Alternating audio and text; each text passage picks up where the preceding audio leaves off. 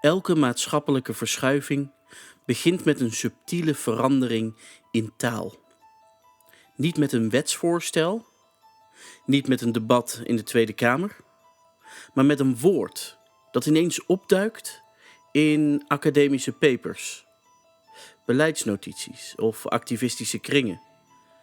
Een woord dat eerst marginaal lijkt, maar langzaam terrein wint. De afgelopen jaren zie ik dat gebeuren met een term die tot voor kort ondenkbaar was in het publieke debat. Pedofilie als geaardheid. Niet als daad, maar als identiteit. Een framing die wordt gepresenteerd als wetenschappelijk neutraler, minder stigmatiserend, meer inclusief. Maar taal is nooit neutraal. Taal is macht. Taal bepaalt hoe we risico's zien, hoe we empathie verdelen, hoe we beleid vormgeven. En wanneer een gevaarlijke dynamiek wordt herverpakt in zachte taal, verandert niet alleen het woord, maar ook de manier waarop we erover denken. Ik spreek een socioloog die dit fenomeen al jaren bestudeert. Hij zegt: normalisering begint nooit met daden. Het begint met woorden. Woorden die de emotionele lading weghalen. Woorden die een gevaar minder bedreigend laten lijken. En precies dat is wat hier gebeurt. Niet luid, niet zichtbaar, maar sluipend. Dit is Sal's Place Podcast. Meer nieuws, diepgang en onverklaarbare zaken.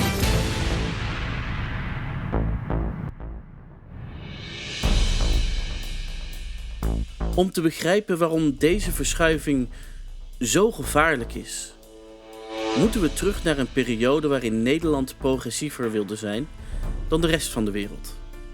De jaren 70 en 80, een tijd waarin grenzen werden opgezocht, soms overschreden, en waarin organisaties zoals Rutgers ideeën publiceerden die vandaag de dag ondenkbaar zouden zijn. In oude documenten lees ik passages waarin wordt gespeculeerd over de mogelijkheid dat kinderen op jongere leeftijd toestemming zouden kunnen geven. Niet omdat ze volwassen zijn, maar omdat ze autonoom zouden kunnen zijn. Het is belangrijk om hier eerlijk over te zijn. Deze ideeën zijn later wel verworpen. Ze worden vandaag niet meer verdedigd. Maar ze bestonden. En dat is precies waarom we alert moeten zijn. Want ideeën verdwijnen nooit volledig. Ze veranderen van vorm, van taal, van verpakking. Ze keren terug in nieuwe gedaanten, vaak subtieler, vaak beter verpakt, maar met dezelfde kern. Een historicus zegt me: de grootste fout die een samenleving kan maken, is denken dat ze immuun is voor haar eigen verleden.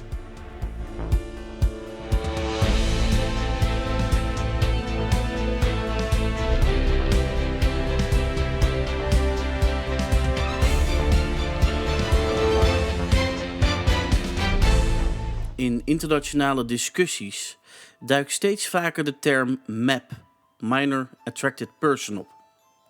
Een term die bedoeld is om stigma te verminderen. Een term die bedoeld is om menselijkheid te benadrukken.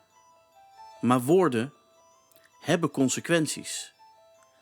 Wanneer je een gevaar verpakt in zachte taal, wordt het minder zichtbaar. En wat minder zichtbaar is, wordt minder bestreden. Een criminoloog legt het me uit. De introductie van MAP is geen semantisch detail. Het is een strategische verschuiving. Het verandert de emotionele reactie van het publiek. Het maakt iets dat onacceptabel is, bespreekbaar op een manier die de urgentie wegneemt. En precies dat is het risico. Niet dat de term op zichzelf iets verandert, maar dat hij de deur opent naar een andere manier van denken. Kijk, lentekriebels, wat we hebben behandeld in de vorige aflevering, leert kinderen grenzen aangeven.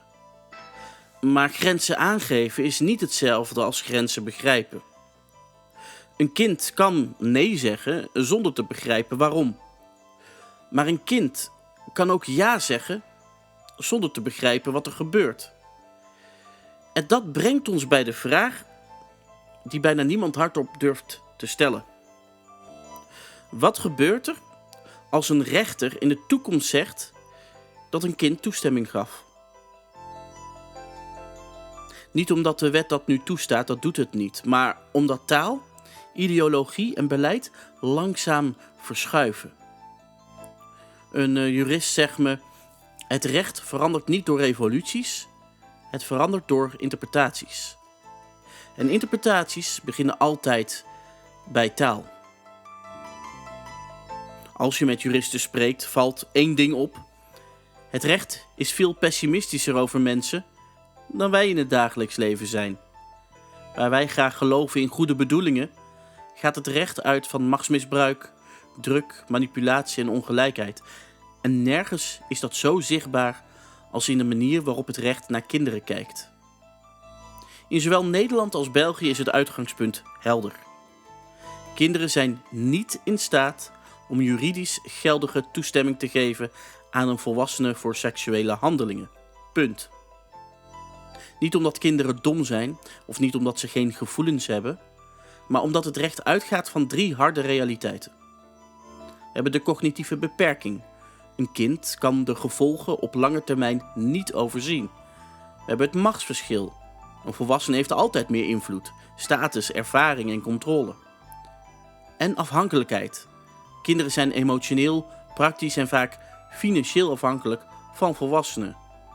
Een jurist zegt me: het recht vertrouwt kinderen niet met consent, niet omdat ze minder waard zijn, maar omdat ze te waardevol zijn om aan interpretatie over te laten. En dat is cruciaal. Het recht is hier niet zacht, niet genuanceerd, niet flexibel. Het is hard. Omdat elke nuance hier een opening is voor misbruik. Wetgeving verandert zelden door één grote klap. Het begint bijna altijd met definities, met kleine verschuivingen in taal, in beleidsnota's, in richtlijnen, in adviezen. Een beleidsanalist legt het me uit. Je ziet vaak eerst dat begrippen als seksuele oriëntatie, identiteit of stigma breder worden geïnterpreteerd. Pas later volgt de vraag: als we dit zo definiëren, wat betekent dat dan juridisch? En dat is de kern van het risico rond het framen van pedofilie als geaardheid. Want zodra iets onder de paraplu van oriëntatie valt, schuift het automatisch richting het domein van rechten, bescherming tegen discriminatie en erkenning. En dan ontstaat er een spanningsveld.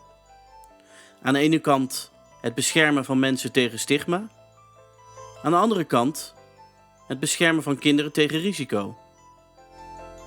Als je dat spanningsveld niet expliciet adresseert, wint vroeg of laat de taal van rechten het van de taal van bescherming. Niet omdat iemand dat zo plant, maar omdat het logisch volgt uit de manier waarop we begrippen juridisch gebruiken.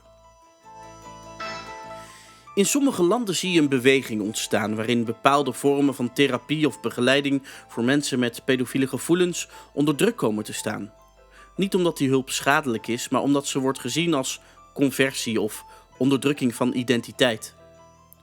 Een psychiater die werkt met mensen die worstelen met deze gevoelens zegt: de meeste mensen die bij ons komen doen dat juist omdat ze geen grens willen overschrijden.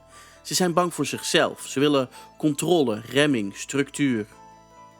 Als je in naam van acceptatie of identiteit die hulp onmogelijk maakt, creëer je een preventieparadox.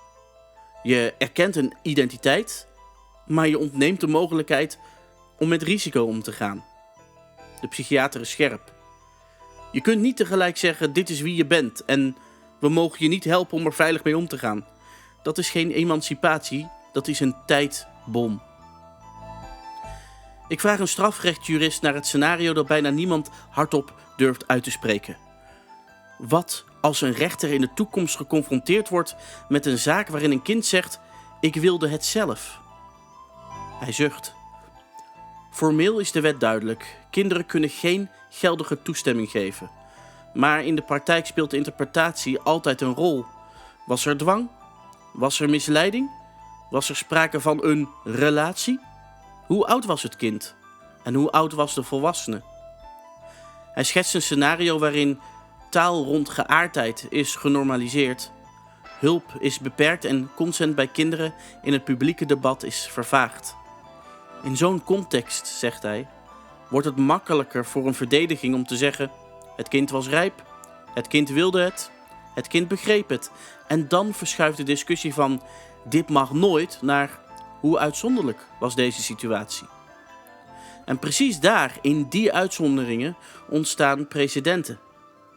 En precedenten veranderen recht.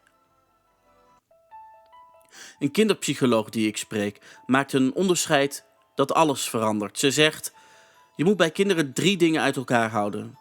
Taalbegrip, ze kunnen woorden herhalen. Situatiebegrip, ze voelen dat iets niet klopt.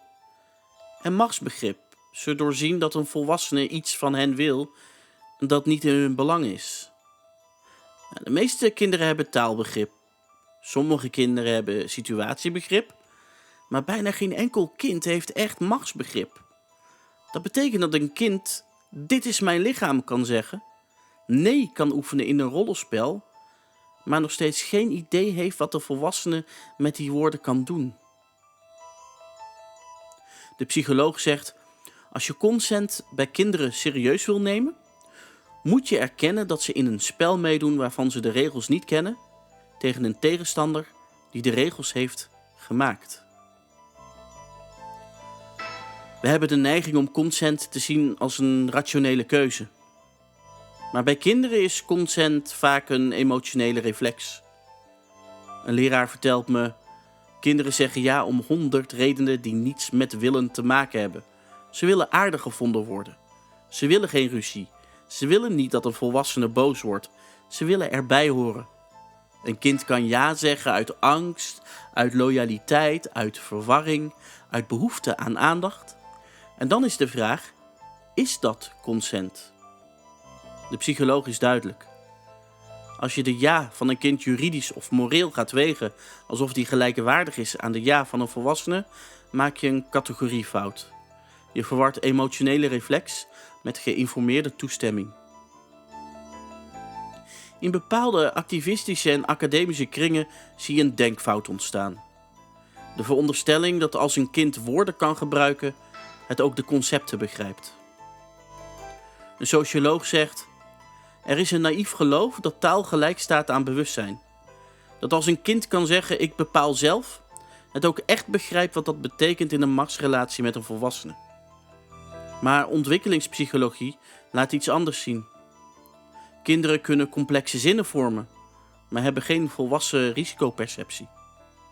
Ze kunnen morele taal gebruiken, maar hebben geen stabiel moreel kompas. Als je dat negeert, creëer je een ideologie die mooier klinkt dan de werkelijkheid is. En kinderen betalen de prijs voor die illusie. Een van de meest confronterende inzichten komt van een therapeut die werkt met slachtoffers van misbruik. Ze zegt: de meeste kinderen die misbruikt zijn zeggen niet ik werd gedwongen. Ze zeggen ik dacht dat het liefde was. En dat is de kern van machtsmisbruik. Het vermommen van schade als aandacht, nabijheid en erkenning. Kinderen zijn extreem gevoelig voor exclusieve aandacht, geheimpjes, die speciale band, het gevoel uitgekozen te zijn. En als je in zo'n context een kind ja laat zeggen, is dat geen toestemming. Het is een reactie op een zorgvuldig opgebouwde afhankelijkheid. En dat is precies waarom elk systeem dat kinderen leert hun grenzen te bewaken, maar niet expliciet uitlegt hoe machtsmisbruik werkt, een gat laat vallen. Een gat waar de verkeerde mensen doorheen kunnen stappen. Een beleidsanalist laat me zien hoe subtiel dit soort verschuivingen gaan. Hij pakt 3 versies van een beleidsdocument. Eentje van 10 jaar geleden, hetzelfde beleidsdocument van 5 jaar geleden en hetzelfde beleidsdocument van nu. In de eerste versie komt pedofilie alleen voor in de context van strafrecht en bescherming. Maar in de tweede versie duikt het op in de context van zorg en behandeling. En in de derde versie verschijnt het ineens in een paragraaf over seksuele diversiteit en oriëntaties. Zie je wat hier gebeurt? Vraagt hij. De context verschuift. Niet de feiten, maar de omgeving waarin het wordt genoemd. En dat verandert hoe mensen het lezen. Dit is geen complot. Dit is hoe beleid werkt. Door kleine verschuivingen in formulering, plaatsing en context. Maar de uitwerking kan groot zijn. Want als iets eenmaal in het rijtje oriëntatie staat, wordt elke kritische vraag erover al snel gezien als stigmatiserend of discriminerend. De paradox is scherp. Sommige stromingen willen pedofilie als geaardheid erkennen, maar tegelijkertijd hulp beperken omdat die als onderdrukkend wordt gezien. Een psychiater vat het samen. Je kunt niet zeggen dit is wie je bent en tegelijkertijd we mogen je niet helpen om er veilig mee om te gaan. Dat is geen mensenrechtenlogica, dat is een recept voor escalatie. Als je identiteit centraal zet, maar verantwoordelijkheid en risico niet meeneemt, krijg je een eenzijdig verhaal. De volwassene wordt gezien als drager van een kwetsbare identiteit. En het kind wordt gereduceerd tot abstract risicoobject. En zodra de focus verschuift van bescherming naar erkenning, komt er een moment waarop iemand zegt, maar als dit een geaardheid is, moeten we het dan niet ook juridisch beschermen? Dat is geen hypothetische angst. Dat is een logische volgende stap in een ideologische lijn. Ik vraag 3 experts om scenario's te schetsen. Niet als voorspelling, maar als denkexperiment. Laten we het hebben over de zachte normalisering.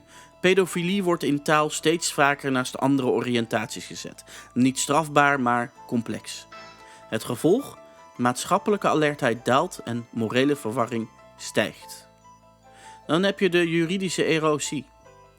Consent blijft formeel onveranderd. Maar in de praktijk wordt er meer gewicht gegeven aan wilsuitingen van kinderen. In uitzonderlijke zaken wordt gezegd, dit kind was rijp, dit kind begreep het. Uitzonderingen worden precedenten. En dan heb je de preventiecrisis. Hulp wordt beperkt. Professionals worden bang om met dit thema te werken uit angst voor reputatie of regelgeving. Mensen met risicogedrag verdwijnen uit beeld. En alles wat uit beeld verdwijnt, wordt moeilijk en moeilijker te begrenzen. Geen van deze scenario's is morgen al realiteit, maar ze laten zien wat er gebeurt als je taal, ideologie en beleid laat schuiven zonder een harde, niet onderhandelbare kern. Kinderen zijn nooit onderhandelbaar. Wat me het meest opvalt in alle gesprekken is niet wat er gezegd wordt, maar wat er niet gezegd wordt. Docenten, ouders, hulpverleners, zelfs politici, allemaal voelen ze dat hier iets op het spel staat, maar bijna niemand durft het publiek te benoemen. Een docent zegt, ik ben bang om weggezet te worden als extreem. Een ouder zegt, ik voel dat er iets schuift, maar als ik het zeg, ben ik hysterisch. Een politicus zegt off the record, dit onderwerp is politiek toxisch, je verbrandt je eraan. En die stilte is geen neutrale factor. Die stilte werkt mee. Want terwijl mensen die zich zorgen maken hun woorden inslikken, hebben mensen met een ideologisch project geen moeite om hun taal stap voor stap te normaliseren. We zijn gewend om te denken dat bescherming van kinderen een taak is van systemen. Jeugdzorg, onderwijs, justitie, beleid.